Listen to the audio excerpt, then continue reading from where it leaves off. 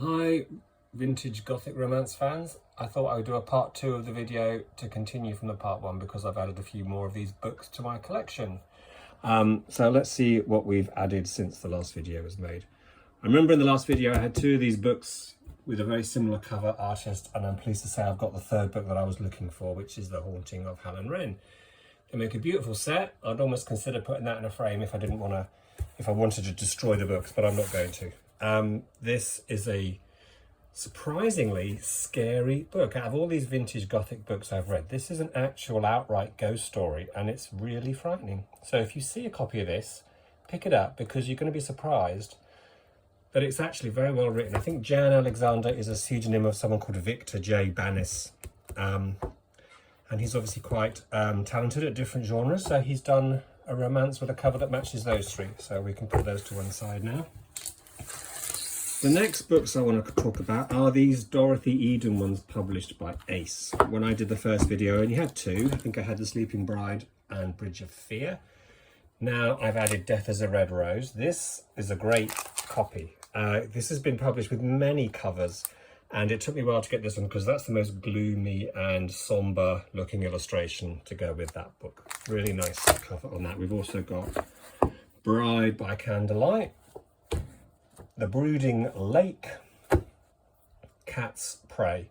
I'm not very impressed with Cat's Prey because I don't like this house. This is a copy of the Bates Motel from Psycho, and I would know that house anywhere, so it kind of throws me out of the fantasy about this being a real illustration. And I've also got this one called Crow Hollow, which has gold writing. Now, for that reason, I'm not going to keep Crow Hollow because it doesn't match the set. If I pile them all up in a nice pile, they look beautiful because they all have the same spines, and the Crow Hollow one doesn't match, so that is going to be dumped on eBay. Yep, that's how it gets when you're a collector like me and you like order in your life. Here's another Ace collection. These are called Ace Cameo because they have this circular logo on the front cover. In the first video I only had 1. I don't have that many, now I have 6 of them. So apart from To Dream of Evil, they have numbers, number 14. We have The Devil's Due, which is number 9. It's quite a nice one. Stones of Strendlay, which is number 4. Winterscape by Anastasia Cleaver. She obviously did well in life with that name. I'm only joking, I don't believe there's a real person ever called Anastasia Cleaver, but that's a nice copy. That's number. See, some of them didn't have numbers. Honestly, Ace, if you're going to do something, do it properly and either number them all or don't bother. No number on that one. This is called Buried Remembrance. That's a very nice condition copy of someone with some ornamental birds in front of a big house, and that's called number 22. I finally have one called Briar Lee, and that also doesn't have a number. Good job, Ace. It's got this artist who I don't generally find I really enjoy his work very much because the women all look a bit dainty and the houses aren't very exciting in his. Sorry, artist, you're very accomplished, but that's not the style I like. All of these books have the same back cover. They don't tell you anything about the book, they tell you about the series, but if you open the front, they do put a little bit of a blurb about the story, and then they repeat that thing again before they get onto the wow, so there's a lot of wasted pages there before we actually get to it. Yeah, that's not page 1. You're not fooling me. We're all that way through before we got to page 1. So those are the additional Ace ones. Now, if we go back to Easy Eye, which is from 2 publishers called Lancer and Magnum. I think they're the same company, but they changed their name. This is Miriam Lynch, Witch's Holiday. Miriam Lynch did a lot of kind of witchy and supernatural Gothics. In a rather unusual change of circumstances, this girl does not have long hair. She's got this kind of piled up hair. So, nice house though, very faint in the distance there. That's Witch's Holiday, which is actually about real witches. This is Clarissa Ross, who has written loads of these, also under the name Marilyn Ross, but actually W.E.D. Ross is the real name of this author. It's a male author. A lot of them were. I don't like these Easy Eye covers when they are full page. I like them when they've got the white border around them. Again, I'm a collector and these things matter to me, and if they've got the same spine writing and the same front cover, that makes me more inclined to collect them. So I don't like that one, and also that house is rubbish. Also, I don't like this. What's going on here with this kind of giant face in the background. Don't like that one. This is Virginia Kaufman, who's quite a recognised author, and she's written loads of these. This is called Curse of the Island Pool, which is massive. It's really thick. It's got like 300 pages. That doesn't mean it's better than the rest, but she's not a bad writer, actually, Virginia Kaufman. Although it's a pretty silly story. Oh, an ace one has slipped in here. This is a great cover. I love this artist. I've mentioned him before. These women always have these like shadowed faces with dark eyes, beautiful poses. This is Edwina Noon, who I think is... I've got a feeling it's Michael Avallone. Doesn't say. A lot of the Ace books give away the real name of the author in the copyright, and they haven't even said who it is. So Edwina Noon isn't a real person. That's a pseudonym, but that's a great cover. It's not a great book. It's quick to read. Not much goes on. Predictable. Here's another Virginia Kaufman. Again, she had a series when she had her name in big writing at the top. I love this cover because of that dramatic tree shadow and that quite a nice castle or mansion in the background. That is a nice cover. So points for Virginia Kaufman. Oh, here's a rogue one from the Pocket Library series, which I was really pleased to get. Lodge Sinister by Dana Ross. That's W.E. Ross again, but that is a spectacular painting of the heroine and a really cool looking tree and this floating mansion in the background. Very pleased to get that one. You don't see those very often. That's why it's in plastic. Let's move on to another set. This is Avon. This is a great cover. This is featured in a lot of Pinterest and pictures online because of this dramatic perspective of the tower of the house done from very, very low down. I've forgotten the name of the artist, but if you go online, there's some articles about him, about how he loves painting strange perspectives, and that is a fantastic cover. Hawk over Holly Hedge Manor by someone called Dorothy Dowdle. So a really nice cover to look out for. Here's another Avon one, Hornet's Nest by Evelyn Bond. I like the covers where the heroine looks very dramatically posed in terror.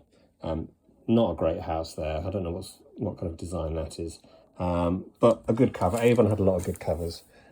Here's another one, The Diabolist by Mary Ann Drew. Rather oddly, she's in the garden of the house, not looking at the house, but she does have the appropriate nightwear, and the house does have the lighted window, so all the boxes are checked.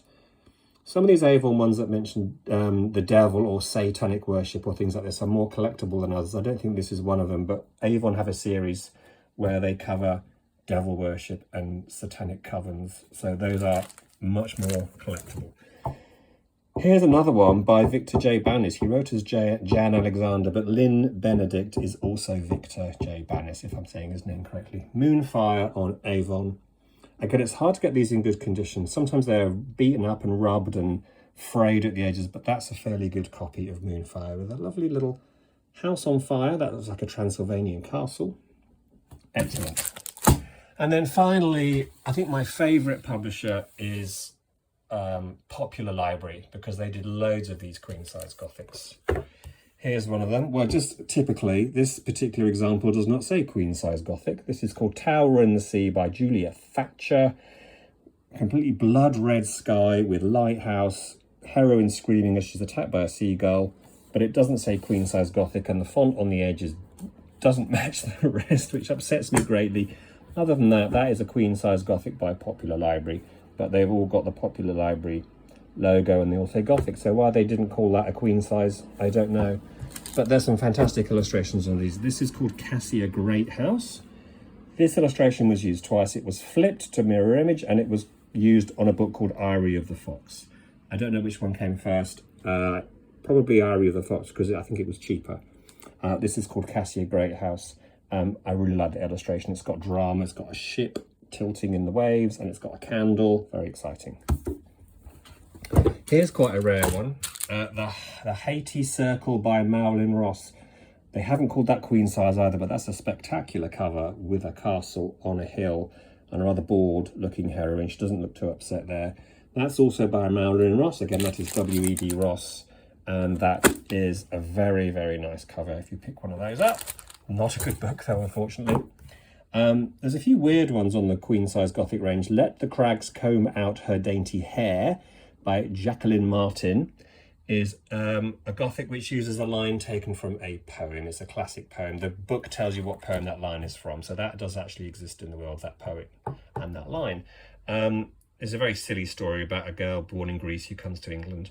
I have read most of these, I'm proud to say. They're not good, but yeah, this one wasn't particularly good either. The title of the story has nothing to do with the plot, nothing at all.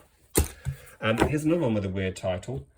The Dreamer, Lost in Terror by Alison King, which I believe is from Chaucer. This author quotes Chaucer at the start of every chapter, so I believe I've educated myself by learning a line from a Chaucer piece of work there. But there's a interesting cover. She's in front of a church this time, but that male figure looks seriously stalkery, quite menacing, not supernatural, but honestly, he looks like he's going to do her no good whatsoever. But that's called The Dreamer, Lost in Terror. Notice how some of the queen-size Gothics have a white spine and some of them have a black spine. That also upsets me a lot because I'm a collector and I like things to match. Here's a thoroughly ridiculous one called Moon Haunt by Ursula Nightingale, with a very odd picture of the heroine who only seems to have one hand. I don't know where her other arm is, but rather a nice castle. But that was a particularly bonkers, silly story, but it is a nice copy. This is called The Glass Painting. This has been republished actually. Jan Alexander is a pen name for Victor J. Banis. I think this is the nicest copy. If I was going to keep this, I'm not going to keep this one. This is a nice copy to own. Again, it's quite thick, and I think that's quite collectible. So a good copy. That's kind of satanic story as well, that one. Here's another one. This goes for $100 on eBay at the moment. The Sunless Day by Sarah Nichols. Fantastic cover. That lake and that house on a tiny island. That is beautiful. I'm really glad I got a copy of that, and it's in really nice condition. It's in a bag. Very pleased with that one. Shadow of a Man by Dorothy Daniels. Another queen-size Gothic. They're using that nice font now. This swirly font is much more appropriate for Gothic, if you ask me. Sunless Day has it. A lot of them use it. That's a really nice cover as well. Nice pose from the heroine. Nice house with weird double staircase going up to the first floor. Don't know what's going on there, but that is a nice copy. Here's another one called Hazard House by Paulette Warren. That's an amazing jumbled up house. That looks like the house that was in the movie The Haunting. I recognise that large bay window. That's been copied from the house in The Haunting. She's a nice looking heroine. She looks suitably worried, and that's a nice fat one as well. I can't remember what the story was about. Haunting of Clifton Court by Dana Ross, aka W.E.D. Ross. Lady Under a Tree, gasping. There's a lot of ladies under trees with a house in the background on popular library Gothics. That's a nice copy. There's a lot of pink and blue in that one. Here's another one which is almost the same pose.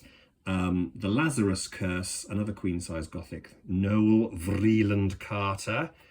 Yeah, there's a name that will open doors for you. She's also tripping daintily through a graveyard. You get extra points if the heroine is in a graveyard in front of the house. That's a nice copy. Here's another one, The Curse of Night Wind by Regina Hubbard. This lady's wearing her nightdress and her dressing gown and running away from a very slim looking house. I don't see many of those around, but that's a great copy. I'm glad I got that. Haggard's Manor by Eveline Hayworth. That's quite a nice house. It looks a bit institutional, but it's nice and solid, and she's running away and there's a nice lake with a nice reflection. That's a good artist. I like him. I think that's on a couple of his others, that artist. And your Haggard's Man is another thick book to get yourself through. Here's an excellent cover. Look at that castle. This is The Absence by Marie Eyre. Spectacular painting there. I haven't read this one yet, but I doubt it will live up to the excitement promised by that illustration. Again, it's a whopping fat book. I don't know how many pages. Oh, 316. Okay, that should last a couple of days. This one's called The Jade Box. Not a very exciting title. Vaguely interesting house, vaguely interesting heroine running away. Really, I'm just collecting it for the sake of it now because there's nothing remarkable about that. This one's quite nice. It's one of those superimposition pictures where the lady's face fades into the house, but that's a nice Tudor framed house with some odd architectural features on it. And that's called the Crystal Pawns, for some reason, I don't know why. And the final one in this part 2 video is the Sutter House. They've put Queen Size Gothic at the bottom of the page, but that's another one gets bonus points for the heroine being in a graveyard. I looked for this for quite a long time because that's a great cover image, the Sutter House. So there we go, there's where we are up to at the moment. Pile number 2 of Gothic romances.